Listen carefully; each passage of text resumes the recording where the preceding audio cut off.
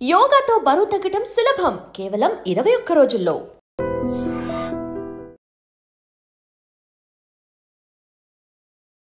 నమస్కారం, welcome to I dream. ధర్మ మార్గం విత్ విజిత కార్యక్రమానికి స్వాగతం.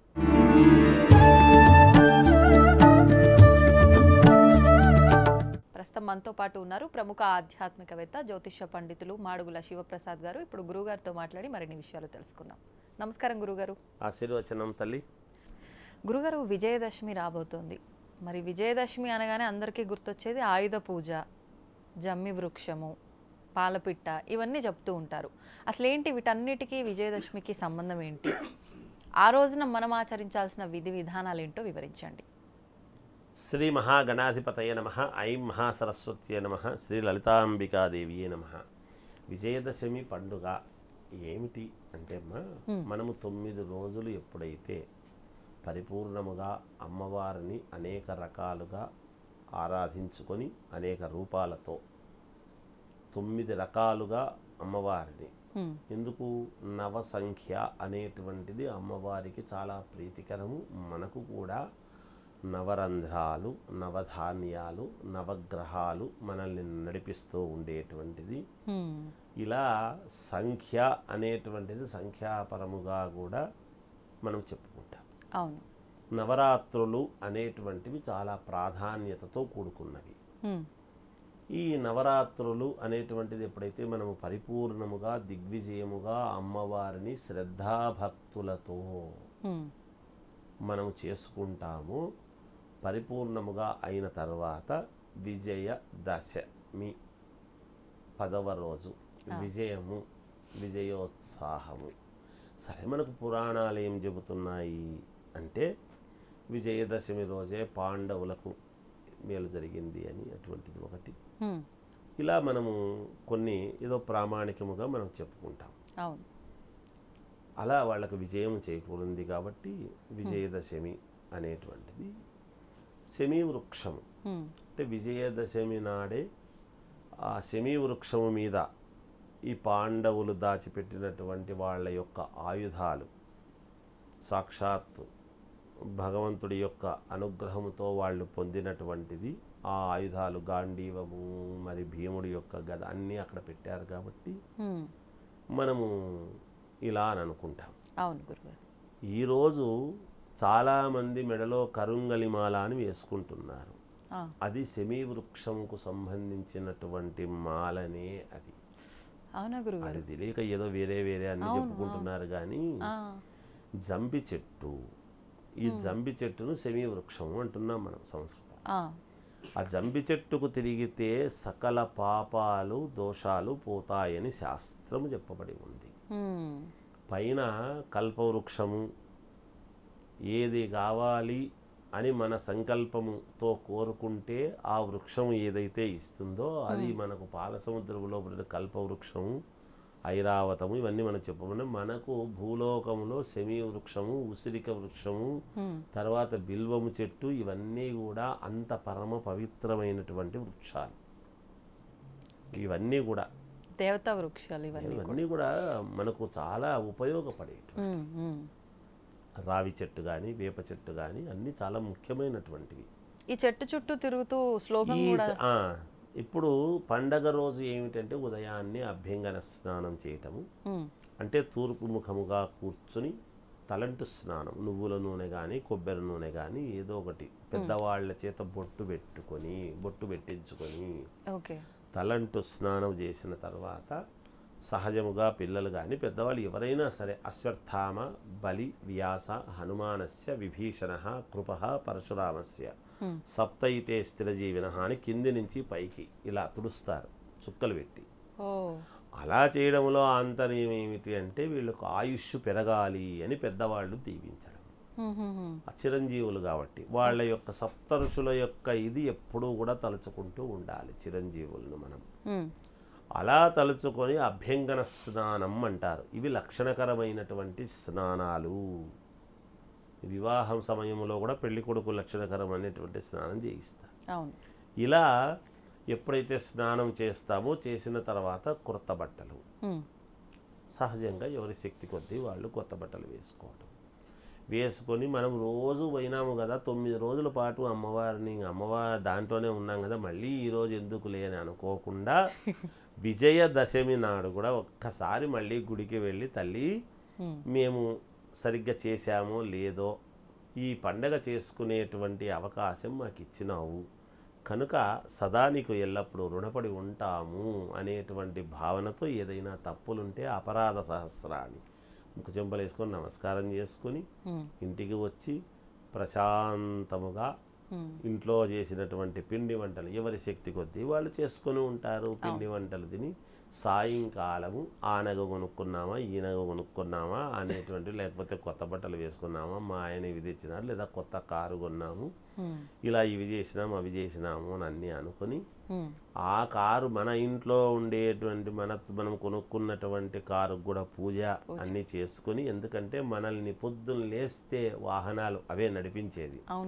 పూర్వం ఎద్దుల బండి ఉంటే ఎద్దులకు వాటికి మంచి అలంకారాలు చేసి ఎద్దుల బండికి అలంకారాలు చేసి రైతులందరూ కూడా అది చాలా చాలా గొప్పగా చేసుకునేటువంటి పండుగ ఇది ఈ పండుగలన్నీ కూడా మన పండుగలు మన సాంప్రదాయాలు మనల్ని చూసి యావత్తు ప్రపంచమంతా కూడా తెలుసుకోవాలి నిజానికి వేరే దేశం వాళ్ళు కూడా చూసుకోవాలి ఆ ఎద్దులకు ముచ్చటగా కొమ్ములకు అలంకారాలు ఎద్దులకు పసుపు కుంకాలు పెట్టుకుని ఎద్దులకు అనేక రకరకాలుగా ఇవి చేసుకొని మరి వాటి వల్లనే కదా సేద్యం చేసేది వాటి వల్లనే బండ్లో ధాన్యం తెచ్చుకుంటారు అలా సకలము ఈ రోజుల్లో బండి స్కూటరు కారు సైకిలు ఎవరికి ఏది ఉంటే అది ఏది ఆటో నడుపుకునే వాళ్ళకు ఆటో ట్రాక్టర్ నడుపుకునే వాళ్ళకు ట్రాక్టరు ప్రతి దానికి పూజలు అని చేసుకుని నిమ్మకాయలు కట్టుకొని బాగుండాలి అని ఆయుధ పూజ అని చేసుకుని అక్కడికి వెళ్ళి ఇంతకు ఏమిటి మనము అంటే శమీ వృక్షము దగ్గరికి వెళ్ళి శమయతే పాపం శమీ శత్రు వినాశిని అర్జునస్య ధనుర్ధారి రామస్య ప్రియదర్శనం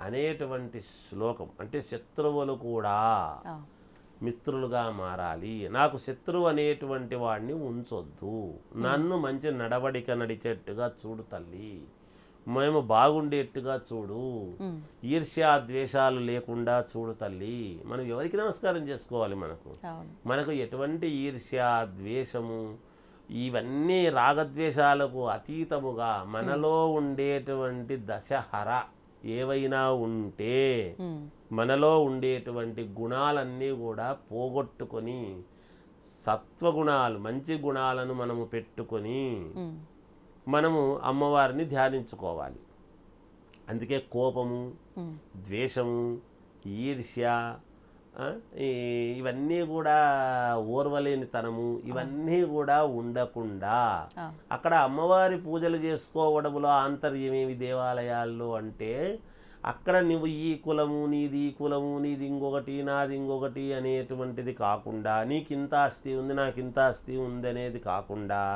అమ్మవారి దగ్గర అందరము సమానము అనేటువంటి భావనతో మమ్మల్ని అందరినీ చల్లగా చూడు తల్లి అని ఒక బతుకమ్మ చేసుకున్నా ఒక అమ్మవారు నవరాత్రులు చేసుకున్నా అమ్మవారి దగ్గర అందరూ సమానము కదా దీంట్లో డబ్బు ఉన్నవాడు డబ్బు లేనివాడు అనేది ఉండదు కదా అలా అందరినీ సమానమైనటువంటి దృష్టితో చూసినందుకు గాను అలాగే చూడు తల్లి అని మనం చెట్టుకు కూడా ఎందుకు అంటే అది ఆ వృక్షము ఎందుకు మనకి ఈ ఉపమానం చెబుతున్నారు అంటే గాంధీవము అన్నీ అక్కడ పెట్టి మిగతా వాళ్ళందరికీ కూడా అవి రకరకాల విషపూరితమైనటువంటి పాములు గాను వాటి కానీ కనపడతాయి వాళ్లకు మాత్రమే అవి వాళ్లకు చెందుతాయి అందుకని అక్కడ అప్పుడేమి బీరువాలు లేకపోతే బ్రహ్మాండమైనటువంటివి ఎక్కడన్నా దాచిపెట్టడానికి ఉండేటువంటివి కాదు ఈ రోజు నిధులు నిక్షేపాలు అంటే నాగబంధనం అనేటువంటిది వేస్తున్నారు కారణం ఏమిటి అంటే అక్కడ ఒక మంత్రాలు చదివి బీజాక్షర సహితముగా మంత్రాలు చదివి వాటి మీద పెడితే అవన్నీ పాములుగా కనపడతాయి పాముల దగ్గరికి ఎవరు పోతారు అదే పనిగా ఎవరు పోరు అందుకే నాగబంధనం అని నిధి నిక్షేపాలు ఉండేటువంటి చోట కానీ నాగబంధనం వేసినారు అనేటువంటి పదం ఎక్కడి నుంచి వచ్చింది అంటే మనం పూర్వాపరాలు కనుక మనం ఆలోచన చేస్తే అలా నాగబంధనం చేసి అక్కడ అన్ని కట్టగట్టి కొంతమందికి శవము గాను కొంతమందికి పాములు గాను కొంతమందికి క్రూర మృగం సింహం ఇలా కనపడేటువంటి విషయాలు జరుగుతాయి అంటే ఎవడి దృష్టి వాడిది అంటే అలా చూసినప్పుడు ఇతరులకు అవి అన్యులకు వేరే విధముగా కనపడేట్టుగా ఉండి అవి చాలా బంగారుతో కూడినటువంటివి అవన్నీ ఏం ఊరికే ఉత్తవి కాదు ఏదో మామూలుగా. అందువలన అటువంటిది మరి బంగారాన్ని ధరించినటువంటిది అది శమీ వృక్షం. ఆ శమీ వృక్షానికి గనక మనము నమస్కారం చేసుకొని తిరిగినాము అంటే తెలుసో తెలియకో చేసినటువంటి పాపాలు, ఈర్ష్యాద్వేషాలు, మనకు రాగద్వేషాలు అన్ని రకాల పోయి మనం సంతోషముగా గడపటానికి మాకు మేలు చేయి తల్లి అనేటువంటిది రాముడంతటి రామస్య ప్రియదర్శనం, రాముడంతటి వాడు ప్రియముగా దర్శించుకున్నటువంటిది. Okay okay. అటువంటి ఇది మనము పొద్దున్న లేస్తే రామో విగ్రహవాన్ ధర్మ అని చెప్పుకుంటాం. రాముడంత ధర్మపరుడు లేదు అని. రామశబ్దము రామ అంటే చాలు మనకు సర్వపాపాలు హరిస్తాయని. రామ అని పలికితేనే అలా హరించుకొని పోయినప్పుడు రాముడు దాన్ని పరమ ప్రీతిగా చూసినటువంటి మనం చేస్తున్నాము అంటే ఎంత పుణ్యప్రదం. అందువలన అలా కొత్త బట్టలు వేసుకొని శమీ వృక్షానికి తిరిగి దాన్ని తీసుకొని శమీ వృక్షాన్ని బంగారు అని ఏదేదో వేరే ఆకు తెచ్చి పెడుతుంటారంతా. అలా బంగారు వేరే ఆకు తెచ్చి పెట్టడం కాదు, జంబిపత్రి అనేటువంటిది తెచ్చి ఎప్పుడైతే పెద్దలకి ఇచ్చి నమస్కారం చేసుకుంటారో భగవద్ అనుగ్రహము పరిపూర్ణముగా ఆయుర్దాయము పెరుగుతుంది, ఆయుష్నిస్తుంది, అది ఆరోగ్యాన్ని ఇస్తుంది, మనకు అన్ని పనులు సమకూర్చి పెడుతుంది, మనకు విజయాన్ని లభిస్తుంది. ఏ పనిలో అయినా మనకు నిజాయితీగా మనం పని చేసుకుంటున్నాము అంటే, నిజాయితీగా ఒక సంస్థ పెట్టి నడుపుతున్నామంటే, నిజాయితీగా ఉద్యోగం చేసుకుంటున్నామంటే వాటిలో ముందుకు వెళ్ళటానికి శమీ వృక్షం మనకు చాలా దోహదపడుతుంది, సర్వపాపాలు హరిస్తుంది అనేదానికి మనం దశమి పండుగ నాడు శమీ వృక్ష దర్శనం చేసుకోవాలి ఖచ్చితంగా. ఈ పాలపిట్ట విశేషం ఏంటి గురుగారు దీంట్లో? పాలపిట్టది ఏమిటి అంటే ఈరోజే అక్కడ వీళ్ళు మామూలుగా ఈ యుద్ధమంతా అయిన తర్వాత మనకు విజయము లభిస్తుందా ఏమిటి యుద్ధము అనేటువంటి భావనతో వాళ్ళు కొంచెం సంశయాత్మకముగా ఉన్నప్పుడు పాలపిట్ట ఎదురైంది ధర్మరాజుకు వీళ్లకు. మనం కూడా సెంటిమెంట్గా మనకి ఏదైనా ఒకరు ఎదురొచ్చినారు అంటే నువ్వే ప్రతిదానికి ఎదురురా, ఇంట్లో ఆడపిల్లలను ఒక అన్న ఉద్యోగానికి పోతున్నా అంటే నువ్వు ఎదురు రావి, నేను పోతాను, నాకు మేలు జరుగుతుంది అంటారు కదా. ఇదొక మనకు ప్రతిదీ సెంటిమెంట్తో కూడినటువంటి వ్యవస్థ మనది, మన జీవన విధానం. అలా వాళ్లకు ఎదురయ్యింది అని శాస్త్రాలు చెబుతున్నాయి. అందుకని వాళ్లకు పాలపిట్ట ఎదురొచ్చింది కాబట్టి విజయం లభించింది ధర్మరాజు వాళ్లకు. అందుకని పాలపిట్టను చూస్తే మనకు కూడా ఇప్పుడు రాజకీయ నాయకులు వీళ్ళందరూ కూడా పరిపాలన బాగా సాగాలి అని అనుకుంటే పాలపిట్టను చూద్దాము, మనం రాచరికము బాగా చేస్తాము అనేటువంటి విధానంతో అది సెంటిమెంట్గా చేసుకుని. కానీ ఇప్పుడు దానంతటా అది కనిపిస్తే మనం సెంటిమెంట్గా భావించవచ్చు. చాలా వరకు జమ్మి వృక్షం దగ్గర ఇక్కడైతే టెంపుల్లో తీసుకొచ్చి పెడతారు, కానీ ఊళ్ళల్లో అయితే చెట్టు దగ్గరకే వెళ్ళటం. వేర్లు ఉండేటువంటి చెట్టుకు నమస్కారం చేసుకోవటానికి పుల్లలు తెచ్చి ఒక ఇసుకలో ఎక్కి తిరగండి అనటానికి చాలా తేడా ఉంటుంది. అంటే లేదు కదా, వృక్షమే లేని ఊళ్ళో ఆముదం చెట్టే మహావృక్షము అన్నట్టుగా ఏదో దానికి తిరుగుతున్నాము కదా అనేటువంటి భావనతో అనుకొని తిరుగుతూ ఉన్నారు. నిజానికి భూమిలో ఉండేటువంటి చెట్టుకు తిరిగితే అదొక యోగము. పాలపిట్ట కూడా తనంతట తాను కనపడితే యోగము తప్ప మనము అదే పనిగా తెచ్చి పెట్టుకొని చూడటం అనేటువంటిది కాదు. కానీ తృప్తి ఏదో మేము తెచ్చుకున్నాం చూసినాం ఈ రోజు, మరి లేదు కదా. అలాగని అడవుల్లోకి పోయి అదే పనిగా ఎత్తుకుంటూ వెళ్ళలేం కదా, అంత ఇది లేదు కదా మనకు. అందుకని ఏదో చేసుకుంటూ ఉంటారు. దానికి ప్రతిదానికి మనము ఒకరి సెంటిమెంట్ను కాదనటం ఎందుకు తల్లి. ఏదో ఆ విధంగానన్నా పాలపిట్టను చూడాలి అనే తృప్తి ఆ పాలపిట్టన్న ఆ పండగ రోజు ఒకరోజన్నా అది పుణ్యం చేసుకుని ఉంటుంది కదా తల్లి. జరగనిండి ఒక రకంగా పక్షి అంతే. మరి ఒక రకంగా శుకమహర్షి ఆ పక్షులలో గొప్పవాడైనటువంటి శుకమహర్షి ఆ విధంగా ఆ జాతి అంతా సంతోషిస్తుందని మనం సంతోషిద్దాం. అంతే కదా తల్లి, అలా అనుకోవాల్సిందే అమ్మ, అది తప్పేమి కాదు. వెల్కమ్ టు ఐ ట్రిప్ ధర్మ మార్గం విత్ విజిత కార్యక్రమానికి స్వాగతం.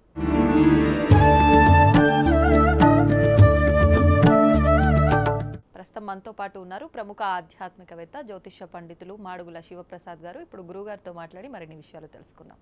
నమస్కారం గురుగారు. ఆశీర్వచనం తల్లి. గురుగారు, సాధారణంగా మనం చూస్తూ ఉంటాం మన సనాతన ధర్మంలో ఒక రాయిని, ఒక చెట్టుని, ప్రతి ఒక్క దాంట్లో భగవంతుణ్ణి చూసుకొని ఆరాధించే గొప్ప ధర్మం ఏదైనా ఉందంటే అది మనది. అయితే అందులో భాగంగా ప్రకృతిని కూడా మనం ఆరాధిస్తూ ఉంటాము. పువ్వుల రూపంలో, ఆకుల రూపంలో, అన్ని రకాలుగా కూడా. ముఖ్యంగా మనకి శరన్నవరాత్రుల సమయంలో బతుకమ్మ అని చెప్పి సెలబ్రేట్ చేసుకుంటూ ఉంటాం. పువ్వులతో అమ్మవారిలా అలా అలంకరించుకొని మనం వాటికి ఆరాధిస్తూ ఉంటాము. చాలా చక్కగా జరుపుకుంటూ ఉంటాము ఈ నవరాత్రుల సమయంలో. అయితే ఇది కూడా మనకు ప్రాంతీయ ఆచారంలా మాత్రమే ఉంది. కొన్ని ప్రాంతాల్లో, తెలంగాణ ప్రాంతాల్లో మాత్రమే జరుపుకుంటూ ఉంటారంటారు. కానీ ఇప్పుడు అందరూ జరుపుకుంటున్నారు, పార్టిసిపేట్ చేస్తున్నారు. అసలు ఈ బతుకమ్మ నిజంగా మన శాస్త్రాల్లో, పురాణాల్లో లేదా? ఇది ప్రాంతానికి సంబంధించిందేనా? అసలు ఎందుకు జరుపుకుంటున్నాం ఇలా పువ్వులని ఆరాధించే ఈ పద్ధతి ఎక్కడి నుంచి వచ్చింది మనకు? శ్రీ మహాగణాధిపతయే నమః. ఐం మహాసరస్వత్యే నమః. శ్రీ లలితాంబికాదేవియే నమః. అమ్మ, దేనికైనా మూలం అనేటువంటిది ఒకటి ఉంటుంది. ఇక్కడ బతుకమ్మ అనేటువంటి ఒక విధానము తెలంగాణ ప్రాంతంలో ఎక్కువ. అసలు బతుకమ్మ అనేటువంటిది ఏమిటి అనేటువంటిది చూస్తే ఇది కొంచెం కరెక్ట్ పదం నిజానికి. మిగతా ఇది అన్ని చోట్ల ఉంది. మనకు అమ్మవారి పూజలు, దేవి శరన్నవరాత్రోత్సవాలు అనేటువంటివి ఎప్పుడైతే వస్తున్నాయో, ఇవాళ మనకేమైందంటే అమ్మ, ఆధునిక కాలంలో అన్ని సిటీలు, పెద్ద పెద్ద సిటీలు అయిన దానివల్ల మనకు తెలియలేదు. పూర్వము గ్రామాలు. అందుకని ఇప్పుడు విజయవాడ, ఊరు వాడ అనేటువంటి పదం ఉంది చూడండి. ఇలా దానికి ఏమిటి అర్థము అంటే, ఇలా గ్రామాలు అనేటువంటివి ఉన్నప్పుడు గ్రామ దేవతలను మొదటగా పూజ చేసుకోవాలి. మొదట గ్రామ దేవతకు పూజ చేసిన తర్వాత గ్రామము లోపల ఉండేటువంటి అమ్మవారికి ఉత్సవాలు జరగాలి. ఈ గ్రామ దేవతల యొక్క పూజలలో వచ్చినటువంటి భాగమే ఈ బతుకమ్మ అనేటువంటి పండుగ. ఏమిటి మనకు బతుకమ్మ పండుగ? ఎక్కడి నుంచి వచ్చింది సాంప్రదాయం? మనకు మొదట విగ్రహాలు ఇవన్నీ లేవు. సాలగ్రామాలు అనేటువంటివి ఉండేటువంటివి, రూపాలు ఉండేటివి. అందుకే అంబికము, ఆదిత్యము, శివసాలగ్రామము, విష్ణుసాలగ్రామాలు అని సాలగ్రామాలు అని ఉండేటివి. మనకు చెట్టు కింద ఒక రాయి, త్రికోణం రాయి పెట్టి దేవుడు, అది రాయి అని తెలుసు అందరికీ. కానీ ఆ చెట్టుకి మీద ఒక అరుగు కట్టి, అరుగు పసుపు పట్టించేసి పెద్ద బొట్టు పెట్టి ఇక్కడ దేవుడు అంటే అది గ్రామదేవత. ఊర్లో పొరిమేలలో బోట్రాయి, బోట్రాయి దేవుడు, పెద్దమ్మ తల్లి అని బోట్రాయి దేవుడు అని ఉండేది. ఆ బోట్రాయిని పూజించటం అనేటువంటిది ఆనవాయితీ. ఇవన్నీ మనకు సాంప్రదాయబద్ధముగా వచ్చినటువంటివి. అక్కడ ఊరి బొట్రాయి అనేటువంటిది పూజ చేస్తే గ్రామం అంతా కూడా సంతోషించేటువంటి దానికి అవకాశం. ఏ విధంగా గ్రామం అంతా బాగుపడుతుంది అంటే, గ్రామంలో ప్రజలు బాగుండాలి అంటే గ్రామదేవతకు పూజ చేసుకోవాలి. ఎందుకు బాగుండాలి ప్రజలు? ప్రకృతి ఎందుకు బాగుండాలి? పంటలు ఎందుకు బాగా పండితే కదా ప్రజలు బాగుంటారు. ప్రకృతి బాగుంటే కదా ప్రజలు బాగుంటారు. ప్రకృతికి ఏమిటి ఇబ్బంది, వచ్చిన ఇబ్బంది ఏమిటి అని కనుక మనం ఆలోచన చేస్తే, విపరీతమైనటువంటి ఎండలు ఎప్పుడైతే మేలో వస్తాయో, ఆ సూర్య భగవానుడి యొక్క వేడికి భగభగా మండేటువంటి భూమాత చాలా వేడిగా ఉంటుంది. ఆ వేడిగా ఉన్నప్పుడు తర్వాత తొలకరి వానలు అనేటువంటివి వస్తాయి. ఆషాఢ శుద్ధ ఏకాదశికి వానలు పడతాయి. ఆషాఢం అయిపోతూనే శ్రావణం, భాద్రపదం, ఆశ్వీజం. ఈ 3 నెలల్లో వచ్చినటువంటి ఆ వర్షాలకు వాటికి ఏమవుతుంది అంటే, ఎప్పుడైతే మీరు ఆడవాళ్ళు కాబట్టి వేడి పెనము మీద నీళ్లు చల్లితే ఏమవుతుంది? చల్లటి నీళ్లు పోస్తే వేడవుతుంది. అలాగే భూమి మీద ఉండేటువంటి ఈ సెగతో ఉండేటువంటిదంతా వర్షం ఎప్పుడైతే పడంగానే లోపలికి పోతాయో, లోపల ఉండేటువంటి పురుగు పుట్ర బయటకు వచ్చే అవకాశం ఏర్పడుతుంది. మనకి ఇంట్లో ఉక్క పోస్తే బయటికి రాము కాసేపు. అంతే కదా తల్లి. అలా ఎప్పుడైతే బయటికి వస్తామో, లోపల ఉండేటువంటి పురుగు పుట్ర ఎప్పుడైతే బయటికి వస్తాయో, ఈ చెట్లు వాటికి ఉండేటువంటి ఈ ఏర్లకు వాటికి వీటికి కొన్ని ఇబ్బందులు కలుగుతాయి.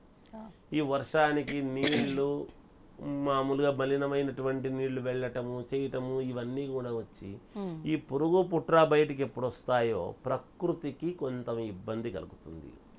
అవి చనిపోవటం వల్ల దుర్వాసన వల్ల వాటి వల్ల వీటి వల్ల అంటు రోగాలు ఏర్పడే అవకాశం ఏర్పడుతుంది. ఈ అంటు రోగాలు అవి రాకుండా చెయ్యకుండా కొంత ఇదే ప్రకృతిలోనే కొన్ని మూలికలు అనేటువంటివి మనకు ఉంటాయి. ఆ మూలికలతో కూడినటువంటి వాటితో వచ్చినటువంటి తీగలు ఆ పూలతో అప్పుడు ఈ పురుగు పుట్ర అనేటువంటిది ఇంటి ముందు రాకుండా ఇంటి ముందు కళ్ళాపులు జల్లుకోవటము, ఇంటి ముందు ముగ్గులు వేసుకోవటము, బతుకమ్మ అనేటువంటి అమ్మవారిని ఇంటి ముందు పెట్టుకొని ఇంటి లోపలికి జ్వరాలు అవి రాకుండా మా పిల్లలను చల్లగా కాపాడు తల్లి అని గ్రామదేవతకు పూజ చేసుకొని గ్రామదేవతను చేసుకున్నాము కాబట్టి సరిపోయిందిలే అని అనుకోకుండా కులదేవత అన్నట్టుగా మనకు బతుకమ్మ పండుగ అనేటువంటిది రకరకాల పువ్వులతో రకరకాల తీగలతో మనము అక్కడ ఇంటి ముందు పెట్టుకొని ఇంటి ముందు చుట్టూ అమ్మవారికి తిరుగుతూ చేస్తూ బతుకమ్మ పాటలను పాడుతూ చేసుకునేటువంటిది. ఏ విధంగా మమ్మల్ని సంతోషముగా ఆనందముగా ఆరోగ్యవంతముగా బతికించు తల్లి బతుకమ్మ. ఎంత అర్థం ఉంది చూడండి. మనము బతకాలి. ఏ విధంగా బతకాలి? మమ్మల్ని బ్రతికించు తల్లి. ఎలా బతకాలి అంటే ఆరోగ్యదాయకముగా మా పిల్ల పాపలు సంతోషముగా ఉండేట్టుగా నిరంతరము నిన్ను ఆరాధించేట్టుగా ప్రకృతి మేమే కాదు పక్కింటి వాళ్ళు ఈ కాలనీ అంతా మరి అందరూ కూడా ఆ ప్రకారముగా ప్రతి ఇంటి ముందు చేసుకుంటాం. అవును.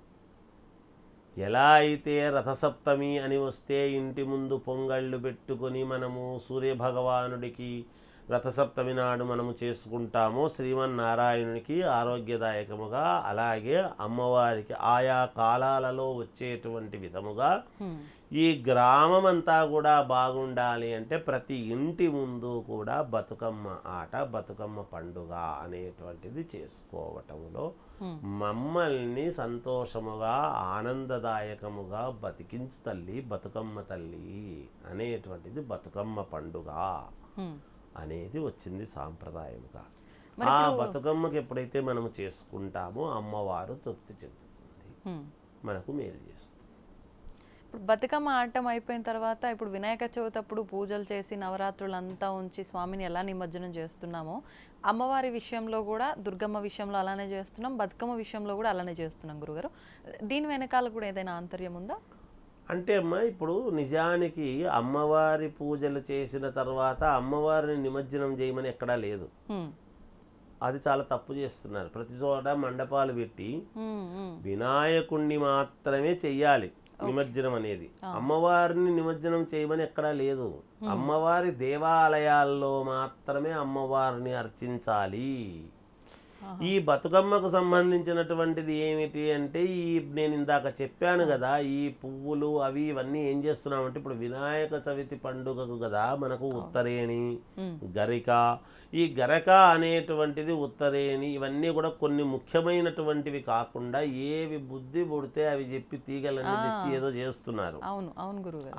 జిల్లెడు ఇవన్నీ కాకుండా తులసి జిల్లెడు గరక ఉత్తరేణి ఇవన్నీ కాకుండా ఏవి బుద్ధి పుడితే అవి నువ్వు కనపడినవన్నీ తెచ్చేస్తున్నారు. అట్లా కాకుండా బతుకమ్మ పండుగ అని అన్నప్పుడు కూడా కొన్ని ఉంటాయి మనకి. బ్రహ్మజముడు నాగజముడు ఇవన్నీ కూడా ఉన్నాయి ముఖ్యమైనటువంటివి. ఇవన్నీ కూడా పెట్టి పూలతో అలంకరణ చేసి ఎప్పుడైతే అవి నీళ్లలో వేస్తామో మనకు ఆ నీళ్లే కదమ్మా మనకు రావాల్సింది. పూర్వం ఇదంతా కూడా పారేటువంటి నీళ్లలో వేసే ఆంతర్యం ఏమిటి అంటే ఆ పారకము వలన నీళ్లు శుద్ధి అవుతాయి. శుద్ధి ఆ నీళ్లతోనే మళ్ళా మనకు వాడకం అనేది జరుగుతూ ఉంది. ఆ నీళ్లలో వేయడంలో ఆంతర్యం ఏమిటి అంటే ఇవన్నీ నీళ్లు కూడా ప్రక్షాళన అవుతాయి. ఎప్పుడైతే పసుపు కుంకుమ అన్నిటితో కలిపి మనం ఎప్పుడైతే వేస్తూ ఉన్నామో నీళ్లలో పసుపు వేస్తే యాంటీబయాటిక్ నీళ్లలో ఉండేటువంటి పురుగు పుట్ర కూడా అవి కూడా ఇదవుతాయి, మంచిగా ఉంటుంది. చెడ్డవన్నీ కూడా పోతాయి, నీళ్లు కూడా ప్రక్షాళన అవుతాయి. అందువల్ల చేస్తాం. అంతేగాని ఇప్పుడు మామూలుగా మంటపాలు పెట్టి అమ్మవారి విగ్రహాలు పెట్టి అమ్మవారిని కూడా చేస్తున్నారు. ఇది అమ్మవారి పూజలు చేస్తున్నాము అని అనుకుంటున్నాము, కానీ అమ్మవారిని ఎక్కడా కూడా శాస్త్రాల్లో మీరు తీసుకుపోయి నిమజ్జనం చేయమని ఎక్కడా చేయలేదు. అది అమ్మవారి యొక్క ప్రతిష్ట. అమ్మవారు నిరంతరము మనల్ని కాపాడాల్సిన అమ్మవారు కాబట్టి అమ్మవారిని అలా చేయకూడదు. అలా మండపాలు పెట్టి చేసి ఆరాధన అవి కాదు చేయాల్సింది. దేవాలయాలలో దానికి పెట్టే ఖర్చు దేవాలయాలలో జరుగుతూ ఉండేటువంటి అమ్మవారి దగ్గర నివేదన, ఇంకా ఏం చేయాలంటే దేవాలయాల దగ్గర అన్నదానము, అన్నప్రసాద వితరణ అనేటువంటిది కనుక దీనికి పెట్టే ఖర్చు అక్కడ పెట్టారు అంటే సర్వప్రాణికి మీరు ఇప్పుడు మండపాలు పెడుతున్నారో లక్షల కోట్ల మండపాలు పెట్టినంత పుణ్యం అన్నదానం వల్ల వస్తుంది. అది చేయడం లేదు, ఏది చేయాలన్నా చేయడం లేదు. వినాయకుడిది నిమజ్జనం చేయాల్సిందే, తప్పదు. ఎందుకంటే ఆయన్ను భరించడం కష్టం. కానీ అమ్మవారిది నవరాత్రులు చేస్తున్నాము అంటే దేవాలయాలలోనే చెయ్యాలి. మండపాలు లేకుంటే అక్కడ చేయకూడదు, మండపాలు పెట్టి చేయకూడదు. అమ్మవారిది ఇళ్లలో చేసుకోవచ్చు. ఇంట్లో ఉండేటువంటి అమ్మవారిని తీసవి మళ్ళీ మనం ఇళ్లలో వేస్తున్నామా? లేదు కదా. అందుకే ఇంట్లో విగ్రహము కానీ పటం కానీ పెట్టుకుంటున్నాం. ఆ పెట్టుకునే విధానంలోనే పసుపుతో అమ్మవారిని చేసుకుంటున్నాము. పసుపుతో అమ్మవారిని చేసుకుని అమ్మవారిని ఆరాధించిన తర్వాత ఆ ఇంటి గడపకే పసుపు పట్టించవచ్చును. అది ఎక్కడా పడేయమని చెప్పలేదు శాస్త్రంలో. గడపకే రాయొచ్చు. లక్షణంగా మన ఇంటి ప్రధాన గడపకు రాయొచ్చు. ఇంటి ప్రధాన గడప ఎవరు? చౌకట్టు అంతా మగవాడు అయితే ఇంటి గడప ఇంటి ఇల్లాలే. అందుకే ప్రతి ఇంట్లోనూ ప్రతి చోట గడప అనేది ఉండాలి. ఎందుకంటే లోపల గడపలు, లోపల చౌకట్లు కొడుకులు కోడళ్ళు. అందుకనే ఇవాళ దూరముగా వాస్తుశాస్త్ర ప్రకారముగా గడపలు లేవు కాబట్టి భార్యాభర్తలు విడిపోవడానికి కారణమవుతున్నది. గడప లేకుండా మగవాడు, అందుకే వివాహం కాకుండా మగవాళ్ళు మాత్రమే నిలబడిపోతుండడానికి గల కారణాలు కూడా అందుకే. గడపలు లేకుండా ఇల్లు ఉండరాదు. ఎన్ని ద్వారాలుంటే అన్ని గడపలు ఉండి తీరాల్సిందే. పూర్వము మీరు ఇల్లు చూసుకోండి, గడప లేకుండా ఏ చౌకట్టు ఉండదు. అందుకే గడప లేకుండా అంటే భార్య లేకుండా మగవాడు నిలబడిపోవడానికి గల కారణం, ఎక్కువ కారణం అవే అవుతున్నాయి. పిల్లలు దూరంగా వెళ్ళిపోయి ఉండడానికి గల కారణాలు అందుకే అవుతున్నాయి. ఇలా మనము మన జీవితాలను మనము చేతులారా ఇబ్బందులు పెట్టుకుంటున్నటువంటి దానికి గల కారణాలు. అందుకని అలా ఇంటి గడపకు మనము ఈ యొక్క ఇది తీసేసుకోవచ్చమ్మా. అందుకని బతుకమ్మ పండుగ అనేటువంటిది మనము గ్రామములో గ్రామ దేవతను ఆరాధించుకునేటువంటి విధానంలో వచ్చిన భాగము. ఇది తెలంగాణలో ఈ విధంగా ఉన్నది. వేరే వేరే ఊళ్ళల్లో కూడా ఖచ్చితంగా ముందు గ్రామ దేవతలకు పూజ చేసుకునే మనము దసరా పండుగలు అనేది చేస్తాం. ఎప్పుడు కూడా అలా చేస్తేనే అమ్మవారు సంతోషిస్తుంది. ముందు గ్రామ పొలిమేరలోకి మనం వెళ్ళాలి కదా. పొలిమేరలోకి వెళ్తున్నామంటే గ్రామంలో వేరే వేరే ఊరు నుంచి ఉత్సవాలు జరుగుతున్నాయి, పలానా ఊళ్ళో రావాలి అంటే గ్రామదేవతన ఆశీర్వచనం తీసుకొని రావాలి కదా. ఆ ఊరంతా గ్రామం అంతా బాగుండాలి అంటే గ్రామదేవతకు, పంటలు బాగా పండాలి అంటే గ్రామదేవతకు నమస్కారం చేసుకోవాలి. ఆ దాంట్లో భాగంగా వచ్చింది తల్లి ఇది. అందువల్ల చేసుకోండి. ధన్యవాదాలు గురుగారు. జియోస్తు.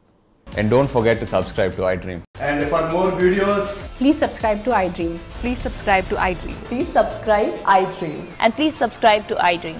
For more videos, subscribe to iDream.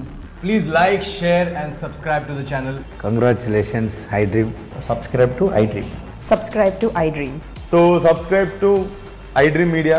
iDream ki iDream team andarki huge congratulations. Please subscribe iDream Media. Please subscribe to iDream. Subscribe iDream. Please subscribe to iDream.